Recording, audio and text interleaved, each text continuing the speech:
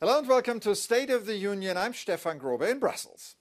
When in January the EU-Commission appointed German Christian Democrat MEP Markus Pieper for a new position as a small business envoy, it sparked an outcry. The reason?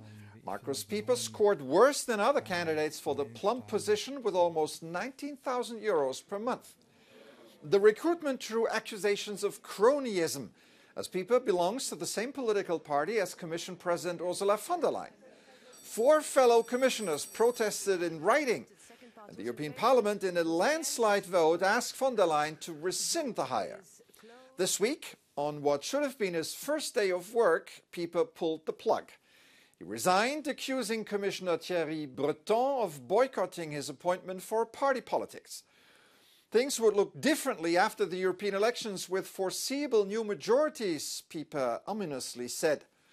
When Euronews' Jack Schickler wanted to comment from the Commission, the spokesman was not in the mood.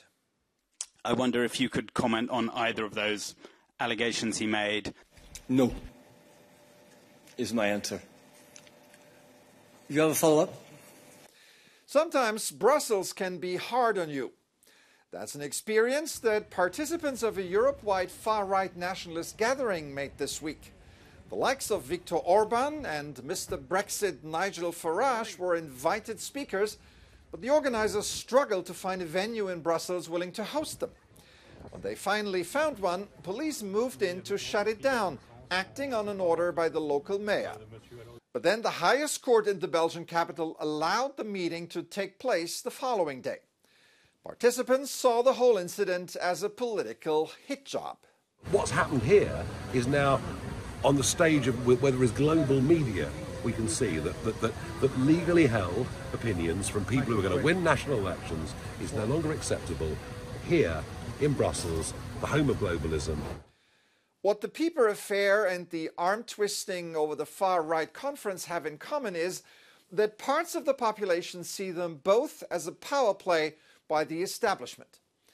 They point at possible nepotism and infringement of free speech as evidence that our existing democratic system is, well, rotten. Researchers have recently found out that there is a growing number of citizens and democracies worldwide who are fed up with democracy, especially elections, and want something else. Joining me now is Kevin Casas-Zamora, Secretary General of the International Institute for Democracy and Electoral Assistance based in Stockholm. Welcome to the program. It's great to be here, Stefan. Thank you so much. So, your latest Perceptions of Democracy survey has found that voters around the world show widespread skepticism about whether their elections are free and fair. I wonder who is to blame for this, Donald Trump or Vladimir Putin? I would blame it on populism, polarization, and post-truth. I think that's where the root of the problem is, particularly polarization. With polarization levels going through the roof, a lot of people are likely to distrust the electoral system if their tribe doesn't come out on top. So this is a big driver. And then in terms of a specific people, I have to think that the impact of what happened in the US in 2020 with Trump undermining the credibility of elections has had global ramifications for sure. Interesting. Now, distrust in elections is one thing, but there's also the apparent desire for a strong and undemocratic leader. What did you find out? There's a strong demand for what I would call efficacy. The notion that what we need is an efficacious government, regardless of whether it's democratic or not.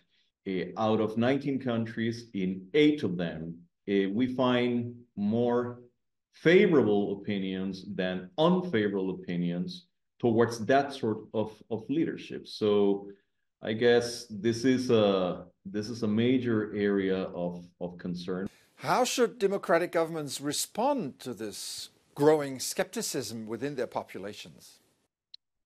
I would say that a crucial thing is reducing polarization levels. I mean, trying to find common ground with their political opponents to forge broad-based agreements to improve the quality of public services. Because for most people, they shape their perception of democracy in their relationship with the local policeman, in their relationship with the local teacher at the local school, in the relationship with the local judge. That's their experience with institutions, and that's where most of the perception of democracy comes from. Very interesting, Kevin Casasamora, Secretary General of International IDEA. Thanks for sharing your insights with us. Thank you for having me. A country that is struggling to reach the full democratic standard is Georgia, torn between a sometimes Kremlin-friendly government and a pro-European opposition. For months now, despite huge protests, the government is trying to pass a controversial foreign agents bill.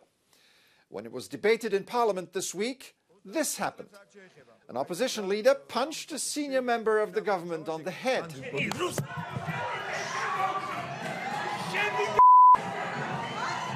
What followed was total mayhem, not worthy of any democracy.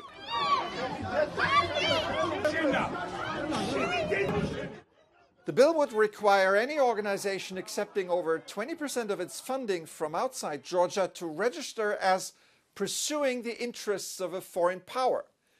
Should it become law, it would complicate Georgia's efforts to join the European Union. But this is probably its objective. That's it for this edition. I'm Stefan Grobe. Thank you for watching. Have an excellent week.